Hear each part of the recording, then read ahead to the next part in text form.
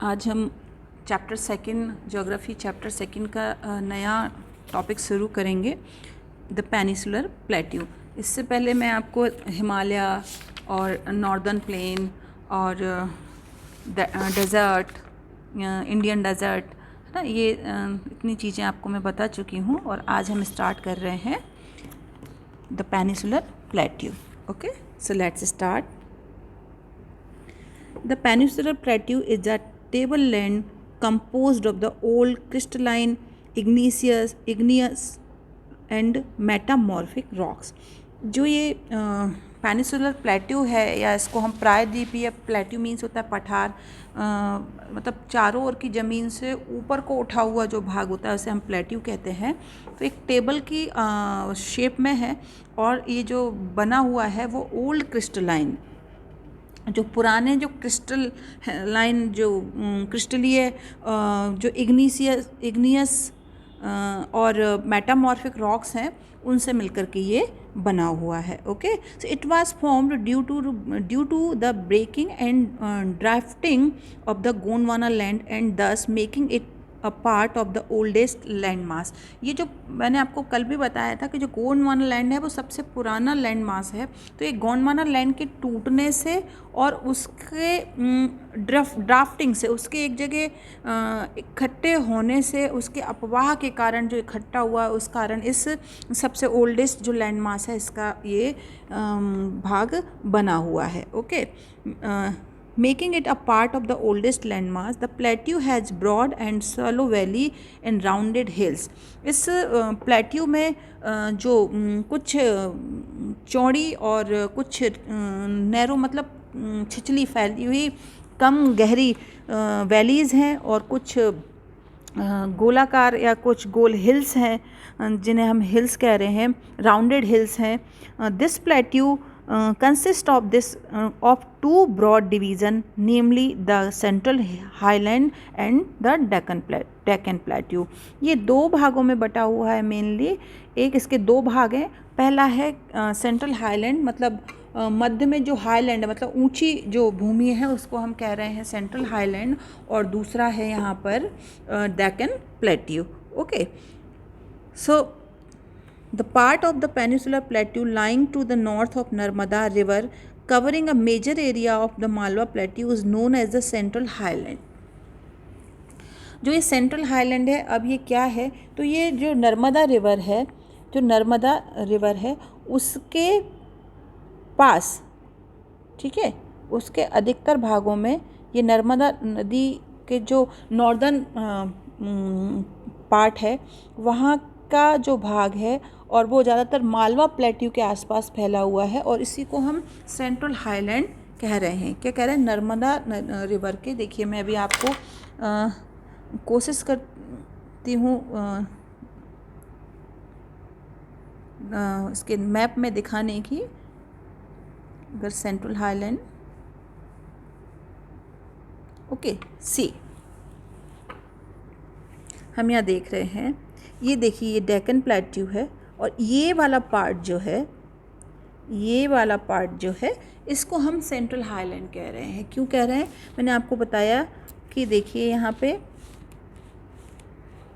ये जो नर्मदा रिवर है इसके ऊपर की तरफ, इसके नॉर्थ पार्ट में, ये इसका ऊपर का नॉर्थ पार्ट हो रहा है। और मैंने अभी आपको ये भी बताया कि ये मालवा प्लेट्यू के अधिकतर भाग में फैला हुआ है, और इसी को हम कह रहे हैं सेंट्रल हाईलैंड। ओके, अब एक और चीज़ है इसमें, मैं आपको बताती हूँ कि वो क्या है। Okay, let's see.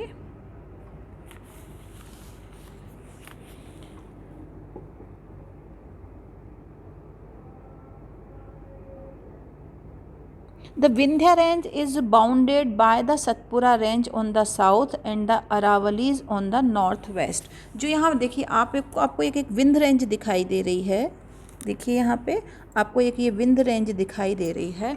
ये जो विंध्य रेंज है वो आप देखेंगे कि bounded by the Satpura range on the south. Vindhya range के जो साउथ में हम देखेंगे वहाँ पर एक और रेंज है, ये देखिए नीचे विंध्य रेंज से जब हम नीचे की तरफ आएंगे तो ये है सतपुड़ा रेंज। और इसके अगर हम वेस्ट पार्ट में जाएंगे, विंध्य रेंज के अगर हम वेस्ट पार्ट में जाएंगे, है ना, तो हमको नॉर्थ वेस्ट, वेस्ट भी नहीं नॉर्थ वेस्ट, ये तो हो गया इसका नॉर्थ और ये हो गया वेस्ट और ये हो गया नॉर्थ। तो नॉर्थ वेस्ट विंध्य रेंज के अगर हम नॉर्थ वेस्ट पार्ट में जाएंगे तो वहाँ पे हमको अगेन देख रहे हैं आप, ये अरावली रेंज दिखाई दे रही है। आप देख रहे हैं ये विंध्य रेंज है और ये है इसका नॉर्थ और ये है इसका वेस्ट, है ना। तो नॉर्थ वेस्ट में हमको ये अरावली रेंज दिखाई दे रही है। और अगर हम इसके साउथ में जा रहे हैं, विंध्य रेंज के साउथ में जा रहे हैं, तो आप ये देखिए बिल्कुल नीचे यहाँ पर सतपुड़ा रेंज दिखाई दे रही है।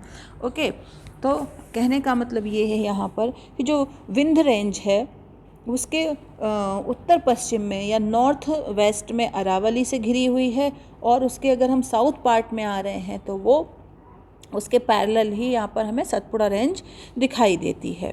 ओके, सुन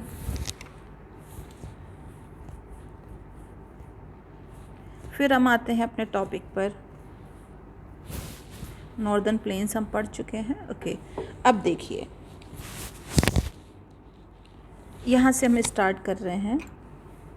देखिए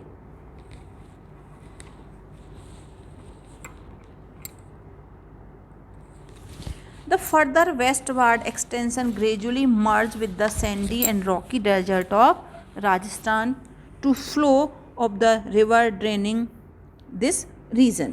इस रीजन में क्या हुआ है आप देखेंगे कि अरावली से घिरी हुई है पश्चिम। अब धीरे धीरे हम वेस्ट पार्ट में देखेंगे तो धीरे धीरे राजस्थान के जो सैंडी सैंड और जो सॉइल है वो वेस्ट वार्ड में जो एक्सटेंशन है इसका gradually merge the sandy and rocky desert. यहाँ पे पथरीला और बालुई, सैंडी मीन्स बालुई जो रीजन है वो यहाँ पर पूरे में फैला हुआ है, उससे मिल जाता है।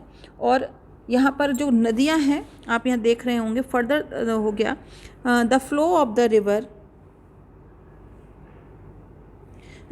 The river draining this region namely the Chambal, the Sindh, the Betwa, Ken it from south west to north west. आप यहाँ पर देख रहे हैं कि चंबल, सिंध, बेतवा और केन जो रिवर्स हैं वो साउथ वेस्ट मतलब नीचे साउथ से पश्चिम की ओर बह रही हैं, ठीक है। और इस तरीके से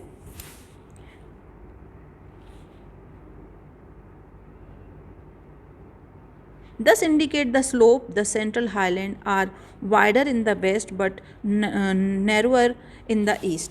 इसका कारण ये है कि जब ये नदियाँ इस क्षेत्र में बह रही हैं तो एक तरीके के ढाल स्लोप को बता रही हैं, और जो ये सेंट्रल हाईलैंड है वो वेस्ट पार्ट में थोड़ी सी चौड़ी है, लेकिन जैसे जैसे हम इसके ईस्ट पार्ट में आते जाते हैं ये थोड़ी सी सक्रिय होती जाती है। ओके, और आगे हम देखेंगे the eastward extension of this plateau are locally known as the Bundelkhand and Baghelkhand. इसके जो हम लोकल नाम जानेंगे, हम इस जो प्लेट्यू है इसका जो ईस्टर्न पार्ट है वहाँ को कुछ स्थानीय नाम वहाँ पर लोकल नेम दिए गए हैं। सो बुंदेलखंड एंड बघेलखंड प्लेट्यू के नाम से भी हम इसको जानते हैं। आगे हम देख रहे हैं The Chota Nagpur Plateau marks the further eastward extension drained by the Damodar River। अब हम यहाँ पर देख रहे हैं कि जो इसका पूर्व में इसका जो वेस्ट पार्ट में जो ईस्ट पार्ट में जो इसका एक्सटेंशन है वो दामोदर रिवर के कारण बना हुआ है, और यहाँ पर छोटा नागपुर प्लेट्यू को ये बताता है। अगेन हम अब पहले अपने मैप पर आते हैं। देखिए यहाँ पर देखिए आप, ये है छोटा नागपुर प्लेट्यू, ठीक है। और यहाँ पर आप इसको देख रहे हैं, ये यहाँ पर दामोदर रिवर के कारण हुआ है, ठीक है। तो ये छोटा नागपुर प्लेट्यू है। अब हम आप पर आ रहे हैं, आप अपनी बुक ओपन करके रखिए, मैं आपको मैप में बताने की कोशिश कर रही हूँ, इसलिए आपको बुक ओपन होना ज़रूरी है। अगर हम इसके साउथ पार्ट में जा रहे हैं तो जो दक्षिण का पठार है इसका, जो नॉर्दर्न जो सादर्न प्लेट्यू है वो एक ट्राइंगल शेप हमें यहाँ पे बताता है। The Deccan plateau is triangle landmass that lies to the south of the river Narmada. The Satpura range flank it broad base in the north while the Mahadev, the Kaimur Hills and the Maikal range from its eastern extension। अब इसको समझने की कोशिश करेंगे। देखिए ये जो Deccan plateau है ये आप देखेंगे जो ये डेक्कन प्लेट्यू है जो ये दक्कन प्लेट्यू जो है एक ट्राइंगल शेप में है। आप देख रहे हैं ना ऐसे ऐसे ऐसे ऐसे ऐसे फैला हुआ है, तो ये एक ट्राइंगल शेप में आपको यहाँ पे दिखाई देता है। और जो रिवर नर्मदा है उसके देखिए ये जो रिवर नर्मदा ये रही है ना, ये रिवर नर्मदा है और इसके साउथ में ये फैला हुआ है, नीचे की ओर ये फैला हुआ है। और इसका जो नॉर्थ पार्ट है इसके चौड़े आधार पर सतपुड़ा की रेंज है। देखिए ये हो गया इसका ये हो गया इसका माउथ है ना, ये नॉर्थ पार्ट हो गया डेक्कन प्लेट्यू का।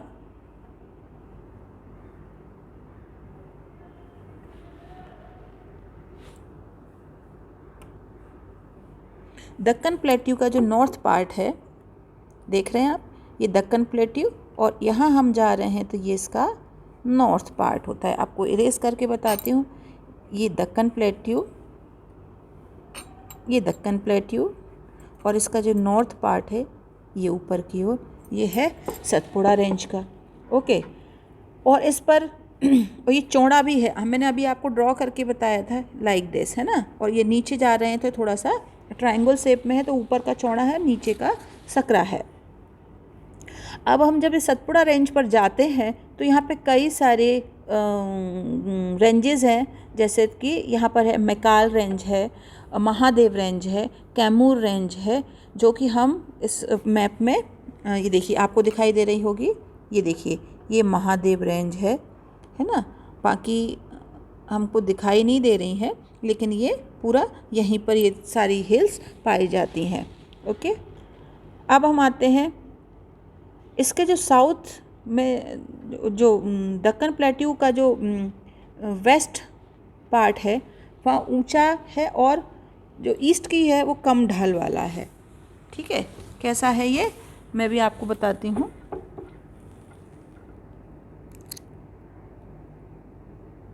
Locate these hills in the हो गया the Deccan plateau is higher in the west slope gently eastward. जो दक्कन प्लेट्यू जो है वो वेस्ट में ऊंचा है और जब ईस्ट की तरफ आते हैं तो ये झुकता हुआ चला आ रहा है, थोड़ा सा झुका हुआ है, मतलब इसके वेस्ट पार्ट में ये थोड़ा सा ऊंचा है और नीचे नीचे। और अगर हम जैसे जैसे ईस्ट पार्ट की तरफ, ये ईस्ट पार्ट है, यहाँ देखिए कैसे है, मैं अभी आपको बता रही हूँ। देखिए ये यहाँ पे ये यहाँ पे तो ऊंचा है और यहाँ आके देखिए यहाँ तो ये ऊंचा है और यहाँ आते आते ये थोड़ी सी इसकी जो ढलान है वो ऐसे होती चली जा रही है। उससे क्या हो रहा है कि ये किसका वेस्ट पार्ट जो है, इधर का जो ये वेस्ट है और ये ईस्ट है, तो जो वेस्ट है वो ज़्यादा ऊंचा है ईस्ट पार्ट की कंपैरिजन। ओके, कम ढाल वाला है ये। और इस प्लेट्यू में अगर हम नॉर्थ ईस्ट की तरफ भी देखते हैं तो इसे यहाँ पर हम देखेंगे कि मेघालय, कार्बी एंगलोंग और कचार, जो नॉर्थ में कचार हिल्स के नाम से भी इसे हम जानते हैं। और ये छोटा नागपुर प्लेट्यू से ये अलग हुआ है। देखिए अब मैं आपको बताती हूँ। Plateau is also visible in the north east में भी दिखाई देता है, locally known as the Meghalaya Karbi Anglong plateau and north Cachar hills. It is separated by a fault from the Chota Nagpur plateau. और ये छोटा नागपुर प्लेट्यू से ही अलग हुआ है। 3 prominent hills range from the west to the east are गारो, खासी and Jaintia.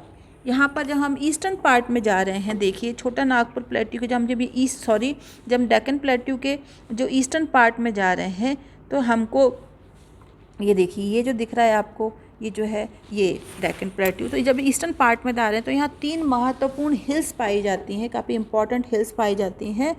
One is Garo, this is खासी and this is Jaintia. गारो, खासी एंड जयंतिया 3 इम्पॉर्टेंट हिल्स यहाँ पर हैं। ठीक है, अब हम देखते हैं कि जो इसका डेक्कन प्लेट्यू का जो ईस्टर्न और वेस्टर्न जो उनके सिरे हैं, जो उनके कॉर्नर्स हैं, आगे बताती हूँ आपको। The western Ghat and the eastern Ghat mark the western and the eastern edge. कैसे? अभी हम फिर इस मैप को नीचे की तरफ ले जाएंगे। आप बुक खोल कर रखिए, क्योंकि मैं आपको मैप के थ्रू बता रही हूँ, तो आपका बुक ओपन होना बेहद ज़रूरी है। अब हम देखते हैं कि जो डेक्कन प्लेट्यू जो है उसका जो वेस्टर्न और ईस्टर्न पार्ट है, ये दो घाट्स में डिवाइड है, वेस्टर्न घाट और ईस्टर्न घाट। आप यहाँ पर देख रहे हैं, ये जो है ये वेस्टर्न घाट है और ये जो है ये ईस्टर्न घाट है। ये दो घाट्स में डिवाइड है ना, रिप्रेजेंट करते हैं इसके दोनों किनारे। इसका पश्चिमी किनारा और पश्चिमी किनारा है जो वेस्टर्न घाट को प्रदर्शित कर रहा है यहाँ पे, और जो पूर्वी किनारा है जो ईस्टर्न एज है वो यहाँ पर ईस्टर्न घाट को बताता है। Western Ghat lie parallel to the western coast. जो वेस्टर्न घाट है ये पैरेलल किसके है? वेस्टर्न कोस्ट के। ये जो समुद्री एरिया दिख रहा है ये वेस्टर्न कोस्ट कहला रहा है। ओके, सो नीचे की तरफ हम आते हैं। ये देखिए, ये जो समुद्री एरिया आपको दिख रहा है ये वेस्टर्न कोस्ट है। ठीक है, they are continuous and can be crossed through passes only. Locate the Thal, Bhor and Pal Ghat in the physical map of India। देखिए, ये जो कंटिन्यूस जो है ये आप अब यहाँ पर देख रहे हैं, ये कंटिन्यूस फैला हुआ है, लेकिन इसमें कुछ जो घाट्स हैं केवल उनसे ही इनका एंट्रेंस है। यहाँ दर्रे भी हम जिन्हें बोल सकते हैं, तो वो है थाल घाट, भोर घाट और पाल घाट। ये यहाँ पर आपको ये घाट्स देखने को मिलेंगे। ये है ना, इनको हम कहते हैं थाल घाट, भोर घाट और पाल घाट। ओके, अब हम देखते हैं द वेस्टर्न घाट।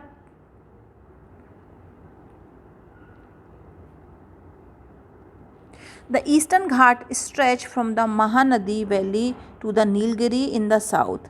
अब जो ईस्टर्न घाट हम आते हैं यहाँ पर, ये कहाँ से कहाँ तक फैले हुए हैं हम देख रहे हैं। यहाँ पर ये नीलगिरी महानदी से, महानदी की जो वैली है आप यहाँ देखेंगे कि ये महानदी की जो वैली है, ये महानदी आपको यहाँ दिखाई दे रही है, और इसकी जो वैली है वहाँ से लेकर के यहाँ पे ये नीलगिरी हिल्स तक फैला हुआ है।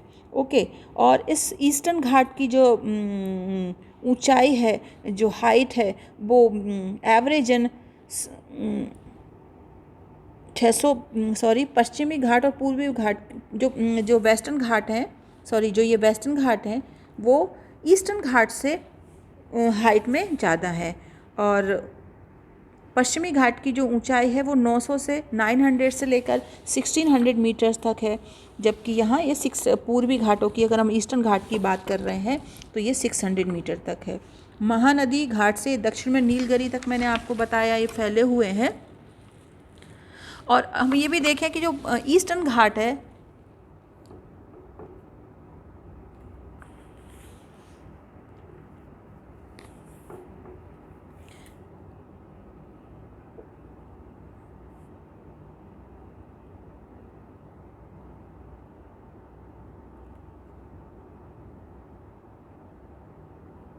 The eastern ghats are discontinuous and irregular and distracted by river draining into the Bay of Bengal। जो ईस्टर्न घाट है ये कंटिन्यूस नहीं है, ये जो है ये कंटिन्यूस नहीं है। इसका कारण है कि यहाँ पर जो कई सारी जो रिवर बह रही हैं, जो रिवर वैलीज़ जो हैं, उनके कारण, जो ड्रेनिंग सिस्टम के कारण, जो बे ऑफ बंगाल की तरफ जा रही हैं, उसके कारण ये डिससेक्टेड हो गया है, इरेगुलर हो गया है। द वेस्टर्न घाट कॉज और orographic rain by facing the rain bearing moist wind to rise along the western slope of the ghat। अब हम देखते हैं ये क्या है।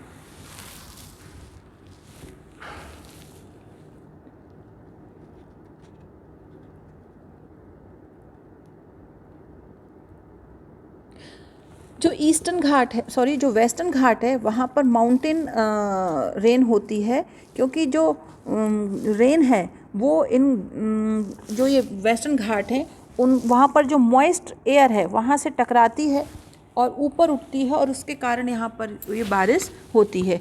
पश्चिमी घाट जो है या जो वेस्टर्न घाट जो है वो वहाँ पर लोकल एरिया में अलग अलग नामों से भी जाना जाता है। The height of the western Ghat progressively increase from north to south.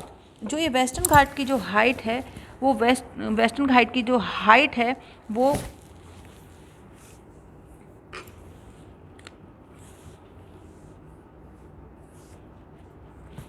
जो वेस्टर्न घाट जो है जो उनका जो प्रोग्रेसली कैसे हो रही है, नॉर्थ टू साइड इंक्रीज हो रही है, मतलब नॉर्थ में कम है और साउथ में वो बढ़ती चली जा रही है। The highest peak of include the Anamudi and the Doddabetta Mahendragiri is the highest peak in the eastern ghat.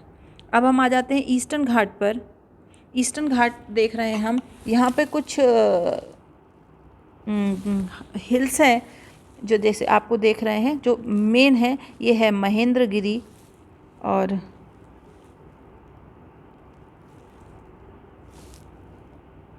ये है अन्नामुदई,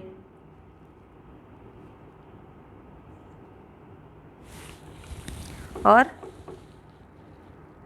ठीक है, ये आपको ये दो मैप में दिखाई दे रही हैं। इसके अलावा हम देखेंगे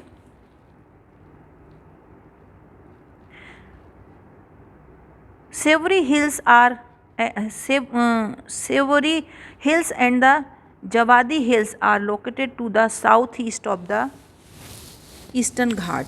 ये दो ईस्टर्न घाट पे ये दो हिल्स और पाए जा रहे हैं, ठीक है। Locate the famous hills station of Udagamandalam popularly known as Ooty and Kodaikanal. यहाँ पर हम देखते हैं कि जो हिल्स हैं, यहाँ पर फेमस दो हिल स्टेशन है जिसे बोलते हैं उदगमंडलम, जिसको हम लोकल नेम जो इसका है, जो पॉपुलरली हम उदगमंडलम को जानते हैं, वो ऊटी के नाम से जानते हैं, और एक कोडाईकनाल। तो ये हिल स्टेशंस भी यहाँ पर बने हुए हैं। One of the distinct feature of the peninsular plateau is the black soil area. चलिए अब हम वापस अपने टॉपिक पर जा रहे हैं।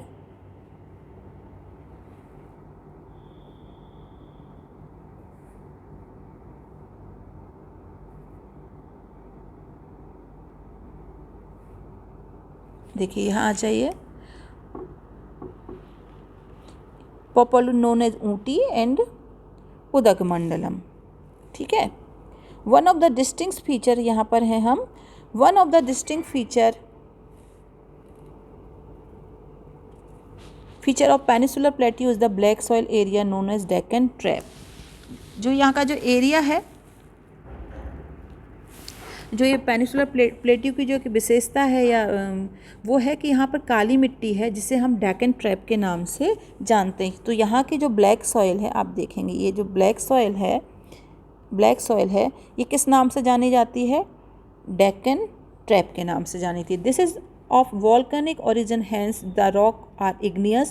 Actually these rocks have denuded over time and are responsible for the formation of black soil. The Aravalli Hills lies on the western and the northern west margin. Okay, अब हम यहाँ पर देखेंगे ये जो ब्लैक सॉइल है वो ज़्यादातर इसकी जो उत्पत्ति हुई है, जो बनी है, वो वॉल्केनिक विस्फोट से हुई है, मतलब ज्वालामुखियों के फटने से हुई है। इसमें जो यहाँ पे जो सेल हैं, जो रॉक्स हैं, वो इग्निशियस हैं, और इन सेलों में जो अपरदन हुआ है या जो ये टूटी हैं उसकी वजह से फॉर्मेशन जो हुआ है इन सेलों के टूटने से बना है। इसके अलावा अरावली रेंज की जो हिल्स है वहाँ पर जो पेनिसुलर प्लेट्यू है उसके पश्चिम में एवं उत्तर में भी किनारे पर स्थित है, ये भी ब्लैक सॉइल है। और ये जो ब्लैक सॉइल है बहुत ही नॉर्थ वेस्ट में, जो west and north west margin जो है इसका पेनिसुलर प्लेट्यू का, ठीक है, सो किनारे पर स्थित है। अरावली की जो पहाड़ियाँ हैं वो पेनिसुलर प्लेट्यू जो है उसके वेस्ट में और नॉर्थ वेस्ट में किनारे की तरफ हैं और बिल्कुल एजेस पर हैं।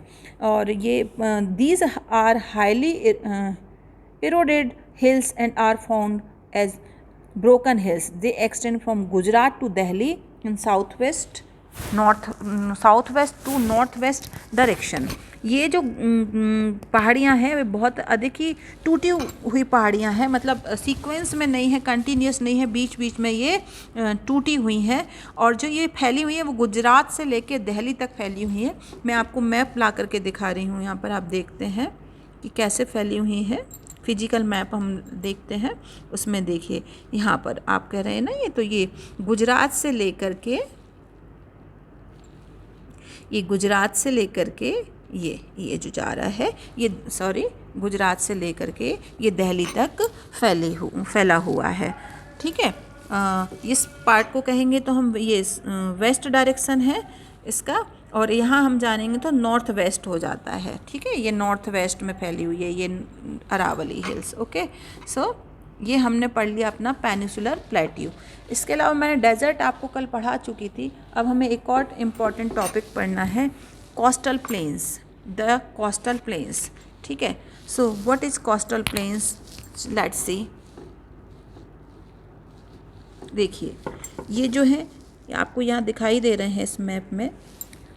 ओके, ये जो मैप में दिखाई दे रहे हैं मालाबार कोस्ट, कोरोमंडल कोस्ट, तो ये कोस्टल प्लेन्स अब हम यहाँ पे पढ़ेंगे। The peninsular plateau, open your book, the peninsular plateau is flanked by stretch of narrow coastal strips running along the Arabian Sea on the west and the Bay of Bengal on the east. जो peninsular plateau है उसके जो edges हैं वो किनारे पर या coast पर जो काफ़ी नैरो हैं, सकरे हैं, और ये वेस्ट में अरेबियन सी और ईस्ट में, देखिए वेस्ट में ये क्या है, ये अरेबियन सी है, ये वाला जो पार्ट है ये अरेबियन सी का पार्ट है, और ये वाला पार्ट जो है वो बे ऑफ बंगाल वाला पार्ट है। तो ये कोस्ट जो है, जो ये वेस्ट में अरेबियन सी में है और ईस्ट में हम देखेंगे तो ये बे ऑफ बंगाल में दिखाई देते हैं। अगर इनके बीच में वेस्टर्न कोस्ट से में जो वेस्टर्न घाट है वो तथा अरेबियन सी के बीच में एक छोटा सा मैदान वाला एरिया भी आपको दिखाई देता है। ठीक है, जिसे हम कहते हैं कोंकण। आप देखेंगे यहाँ पर ये जो मैदान वाला एरिया जो आपको दिख रहा है, मैं आपको ड्रग करती हूँ, ये जो बीच में जो मैदान वाला देखिए, ये है कोस्ट और ये है वेस्टर्न घाट। इनके बीच में जो आपको ये मैदान वाला एरिया दिखा दे रहा है, इसको हम बोलते हैं कोंकण। ओके, जो मुंबई और जो गोवा है ये वो वाला भाग है, और इसके जो मिडिल वाला पार्ट है उसे हम बोलते हैं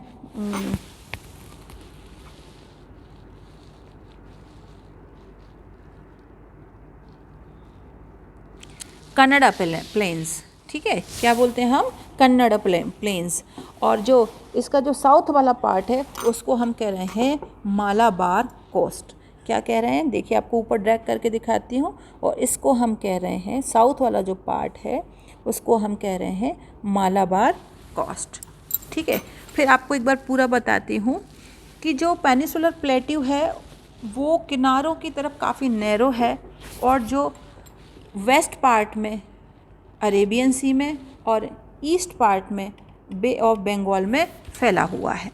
ठीक है, इसका जो वेस्टर्न घाट जो है वो वेस्टर्न घाट और कोस्ट के बीच में, अरब सागर की कोस्ट के बीच में एक मैदान है जिसे हम कहते हैं कोंकण। ऊपर की तरफ है कोंकण रीजन, बीच में जो उसका मिडिल वाला पार्ट है वो है कन्नड़ा प्लेन्स, और जो उसका सबसे सदर्न पार्ट है उसको हम कह रहे हैं मालाबार कोस्ट। ओके, सो अब हम आते हैं ईस्टर्न पार्ट की तरफ।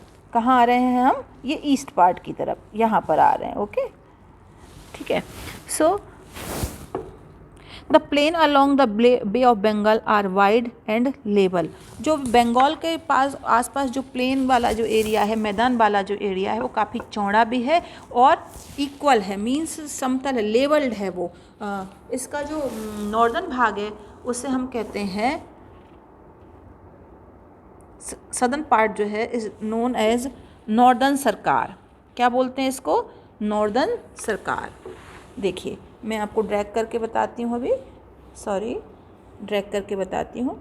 ये जो मैंने आपको बताया ये पूरा बे ऑफ बंगाल है, और इसका जो नॉर्थ वाला पार्ट है, ईस्टर्न घाट का जो नॉर्थ वाला पार्ट है, उसे हम कहते हैं नॉर्दर्न सरकार। देखिए आप ये देख रहे हैं नॉर्दर्न सरकार, ठीक है। While the southern part is known as the Coromandel coast, जबकि इसका जो साउथ वाला पार्ट है उसको हम कह रहे हैं, यहाँ पे देखेंगे आप, कोरोमंडल। ये तो नॉर्दर्न सरकार तो उसका नॉर्दर्न पार्ट है, और ये नॉर्दर्न पार्ट है कोरोमंडल नॉर्दर्न सरकार, और जो सदर्न पार्ट है इट्स कॉल्ड कोरोमंडल कोस्ट, ठीक है। Large river such as Mahanadi, the Godavari, the Krishna and the Kaveri have formed extensive delta on this coast. यहाँ पे जो बड़ी बड़ी नदियाँ हैं, आपने रिवर्स के नाम पढ़े like that, Mahanadi, Godavari, Krishna and Kaveri, ये बड़े बड़े काफ़ी लार्ज डेल्टा यहाँ पर बनाती हैं। और जो चिल्का लेक है वो भी यहाँ पर बनी हुई है। देखिए चिल्का लेक आपको मैं बताती हूँ, यहाँ पे इसी तरफ के कोस्ट में, घाट में यहाँ पे बनी हुई है चिल्का लेक। सो ये जो है ये है चिल्का लेक। ये भी एक यहाँ का स्पेशल फीचर है यहाँ की लैंड मास का, ठीक है। एक और आपको एक इम्पॉर्टेंट फैक्ट बता देती हूँ जो आपको डू यू नो में लिखा हुआ है। देखिए वापस ले जाती हूँ आपको कोर्स की तरफ।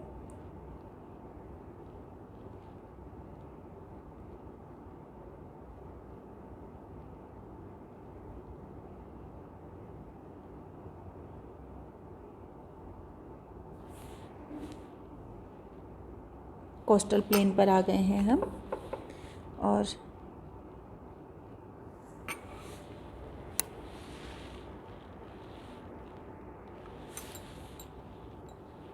ये देखिए,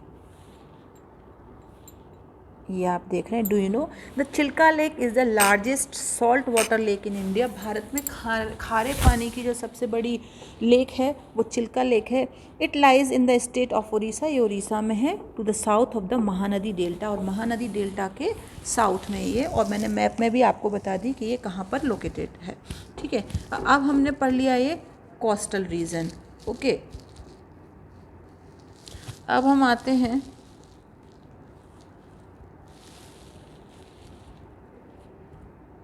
द आइलैंड पर। कहाँ आएंगे हम? द आइलैंड पे। ये लास्ट टॉपिक है आपका इस चैप्टर का, तो अब हम आइलैंड के बारे में जानें।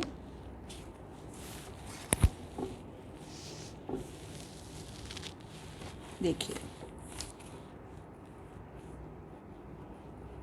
The island, you have already seen that India has a vast main land. India बहुत बड़ा क्षेत्र है, मुख्य स्थल है यहाँ पर।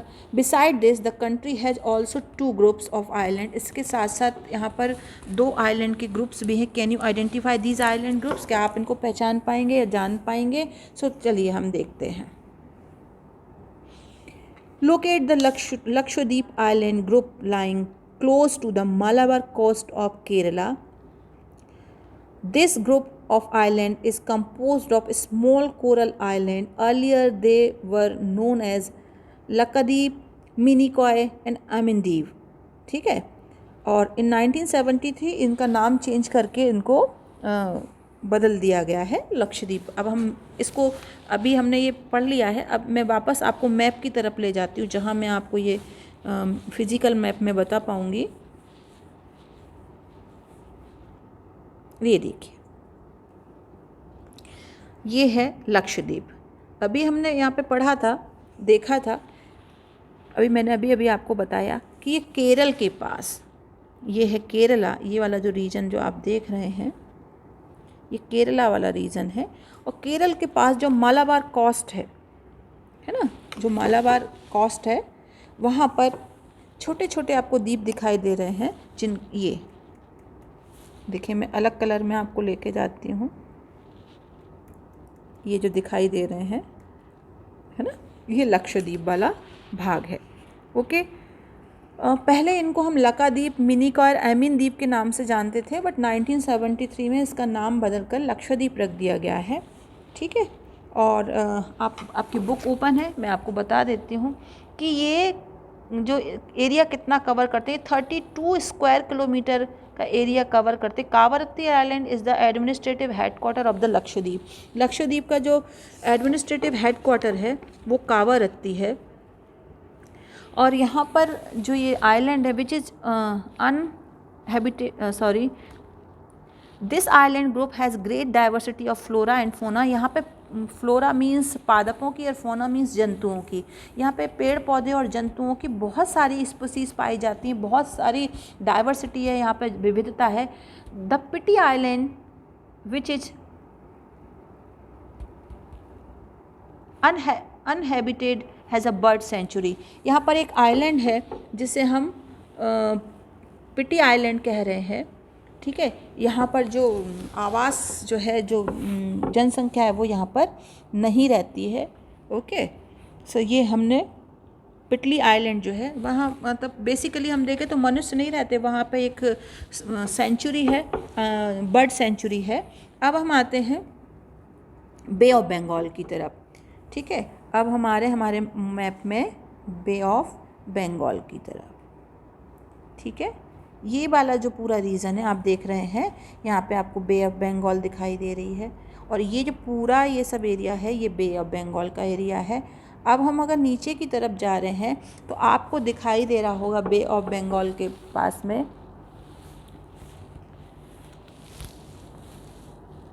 Now you see the elongated chain of the island located in the Bay of Bengal extending from north to south। आप दे रहे हैं बे ऑफ बंगाल के साउथ में आपको एक आइलैंड की चेन्स टाइप की दिखाई दे रही, मतलब ये बिखरे हुए हैं, देखिए 1 2 ये आप देख रहे हैं। और इसी आइलैंड को हमने नाम दिया है Andaman and Nicobar island. They are bigger in size and are more numerous and scattered. The entire group of island is divided into 2 broad categories। ये जो पार्ट है हमने अभी देखा कि ये बहुत ही बिखरा हुआ है। ये जो आइलैंड है ये संख्या में बहुत ज़्यादा है और ये बिखरे हुए हैं। इसको हमने 2 मेन पार्ट्स में डिवाइड किया है। जो नॉर्थ में है वो अंडमान है, और ये देखिए ये जो नॉर्थ में वाला पार्ट है ये अंडमान है, और जो साउथ वाला पार्ट है ये निकोबार है। ये जो आइलैंड है ये यहाँ पे कई सारे हिल्स भी हैं। Andaman in the north and the Nicobar in the south. It is believed that these islands are an elevated portion of submarine mountain। ठीक है, ये जो द्वीप समूह है यहाँ पे सबमराइन, मतलब क्योंकि पेड़ समुद्र में है ये, इसलिए मराइन हम वर्ड यहाँ पर यूज़ कर रहे हैं। और सुरक्षा की यहाँ पर कई सारी बोले आइलैंड पर भी माउंटेन्स हैं जहाँ पर हिल्स हैं देखने को मिल रही हैं हमको, ठीक है। आगे हम देखते हैं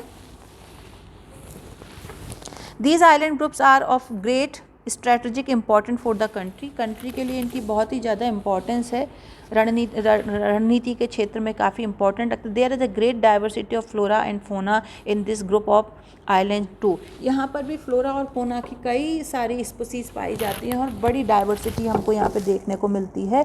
these island lies close to equator and experiences equatorial climate and has thick forest cover. ये जो आइलैंड है हम देख रहे हैं यहाँ पर, तो ये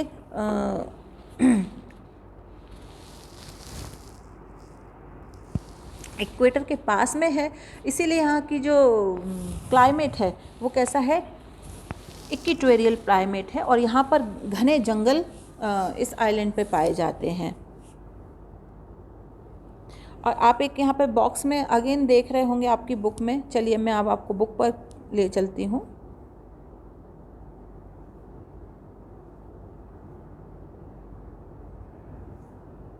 ये देखिए, India is only active volcano is found in on Barren island in Andaman और Nicobar group of island. Andaman Nicobar द्वीप समूह जो है वहाँ पर भारत का एकमात्र एक्टिव वॉल्केनो है जिसे हम कहते हैं बैरन द्वीप पर है, जो कहाँ पर है, बैरन आइलैंड पर पाया जाता है, ठीक है। A detailed account of the different physiological physiographic and highlights the unique features of each reason. अब अगर हम दे रहे हैं कि अलग अलग तरह के हम यहाँ पर जो लैंड मास है वो हमें दिखाई दे रहा है, जो फिजियोग्राफिक जो यूनिट्स हैं वो अलग अलग है, कई यहाँ पे हमको देखने को दे रही, जो हमें बताती हैं कि भारत का जो भूभाग है वहाँ अलग अलग तरह की चीज़ें हमको देखने को मिलती हैं। It would however be clear that each region complement the other and makes the country richer on its natural resources। जितने भी रीजन्स हैं सब एक दूसरे के कॉम्प्लीमेंट्री हैं, पूरक हैं, और इससे जो हमारी कंट्री जो है उसमें जो नेचुरल रिसोर्सेज हैं उसमें हमें समृद्ध बनाते हैं। जैसे हम देखेंगे the mountain are the major source of water and forest wealth. जो माउंटेन है वो वाटर और फॉरेस्ट के लिए बहुत उपयोगी है। जो नॉर्दर्न प्लेन्स है are the granaries of the country the produce the base of early civilisation. इसके अलावा जो उत्तर का मैदान है वो एक तरीके से ग्रेनरीज है भारत की, भारत के लिए अन्न का भंडार भी हम जिसे कह सकते हैं।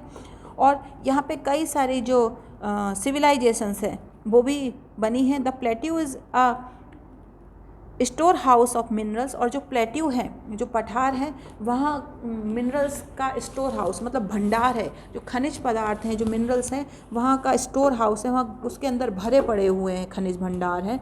और द प्लेट्यू जस्ट हो गया which was played a crucial role in the industrialisation of the country. जो भारत के औद्योगिकीकरण में बहुत ही मुख्य भूमिका निभा रहे हैं। इसी के साथ साथ अगर हम देखें the coastal region and island group provide sites for fishing and port activities. इसके साथ जो कोस्टल रीजन है जो भारत के, वो फिशिंग एक्टिविटीज़ के लिए और पोर्ट एक्टिविटीज़ के लिए बहुत ही उपयुक्त है। अब हम यहाँ पर देखें 10 the diverse physical features of the land have immense future possibilities of development. ये जितनी भी विभिन्न आकृतियाँ हैं ये भविष्य में भारत का अनेक पॉसिबिलिटीज़, अनेक संभावनाएं प्रदान कर रही हैं। तो अब हमारा ये चैप्टर कंप्लीट हो गया है। नेक्स्ट वीडियो में आपके इसके क्वेश्चन आंसर्स आएंगे। मैं चूँकि पूरा चैप्टर एक्सप्लेन कर चुकी हूँ तो केवल क्वेश्चन आंसर्स का आपके पास PDF ही आएगा जिसे आप अपनी बुक में आपकी नोटबुक में नोट करेंगे। Okay, till then bye, thank you.